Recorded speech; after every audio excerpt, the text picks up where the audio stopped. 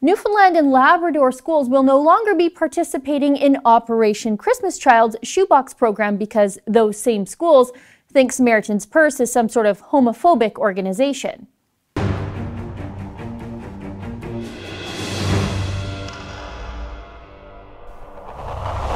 Operation Christmas Child is a project of the non-denominational Christian charity Samaritan's Purse, headed by Franklin Graham, and he's the son of America's pastor, Billy Graham. Now, Operation Christmas Child started way back in 1990, and in 1993 it came under the umbrella of Samaritan's Purse. As far as Christian charities go, it's as mainstream as it gets, and Operation Christmas Child is a neat little program that a lot of schools and churches all over the world participate in. Shoe boxes are filled with hygiene items, school supplies, small toys, and books. These shoe boxes are then sent to children in need in the developing world, in war-torn countries, and in places stricken by hunger, disease, and even famine. Now, here's the most important part. The shoe boxes are given to children regardless of gender, race, or religion. Remember this for later. We're going to talk about it again. According to Samaritan's Purse, Operation Christmas Child has distributed over 135 million shoe boxes worldwide. In 2016, Canadians alone donated 664,000 shoe boxes. I love this program. It serves two purposes. Not only does it provide much needed supplies to children desperately in need, but it reminds those same children that they're not forgotten, that someone half a world away who has never met them and never will still cares about them.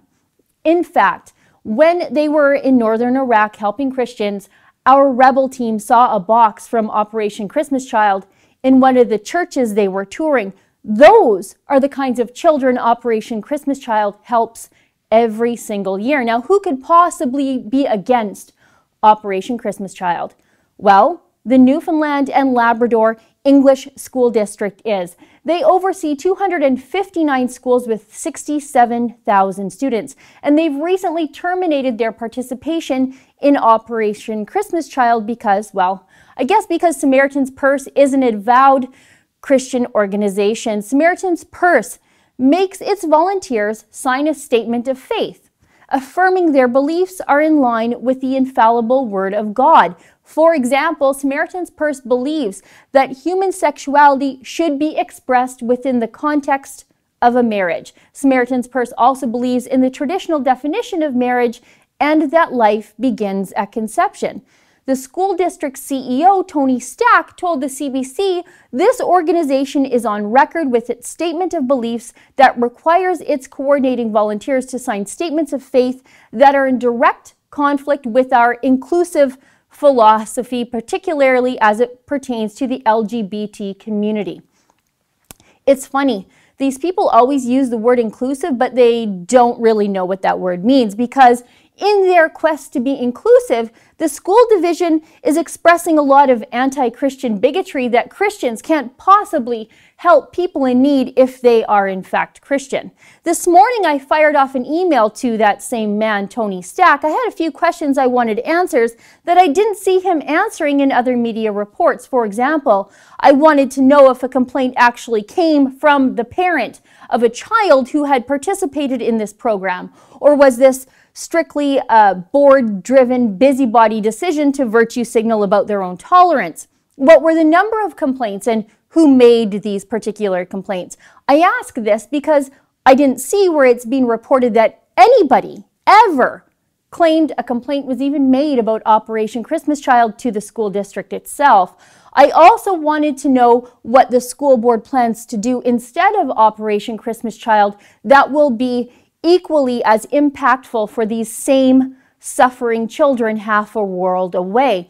If I ever hear back from Tony Stack, I'll let you know. But in the meantime, let's all call this what it really is. Little kids in war-torn, famine, and poverty-stricken places in the third world will get nothing. No small but meaningful reminder that someone, anyone, cares about them, because the anti-Christian bigots at the English School District are intolerant toward the beliefs held by evangelical Christians. To put it another way, the activist decision makers at the English School District can't put aside their own discomfort about evangelical Christians to ease the suffering of a child, if just for a day. And those evangelical Christians the school district is calling homophobic, well, they help everyone. Remember, I told you that Samaritan's Purse gives shoeboxes to every child that they can, regardless of their religion, race, or gender? In northern Iraq, Samaritan's Purse treats Christians and Muslims and Yazidis in the same field hospitals. They don't check for religious or political affiliations at the door. Likewise, when Samaritan's Purse was on the ground in Houston, they certainly weren't turning Democrat voters away when they were rendering aid and offering hurricane relief there. Because, unlike the English School District Board, Samaritan's Purse is called by their religious faith to help everyone in need. The English School District Board only wants suffering children to be helped by people with political and religious beliefs that they agree with. And if children suffer in the meantime, well, that's just the cost of social justice, I guess. The Newfoundland and Labrador English School District is so caught up in the throes of social justice activism that they are placing the hurt feelings of privileged first world activists over the real needs of starving and impoverished children in the developing world. It's awful. Now, if I ever get a response back to my email to the school district, and when and if I receive more information about this story, I promise I'll update you and let you know. And next year, I'm packing 2 shoeboxes, one for myself and one for the Newfoundland and Labrador English School District Director of Education, Tony Stack. For the Rebel.media, I'm Sheila Gunn-Reid.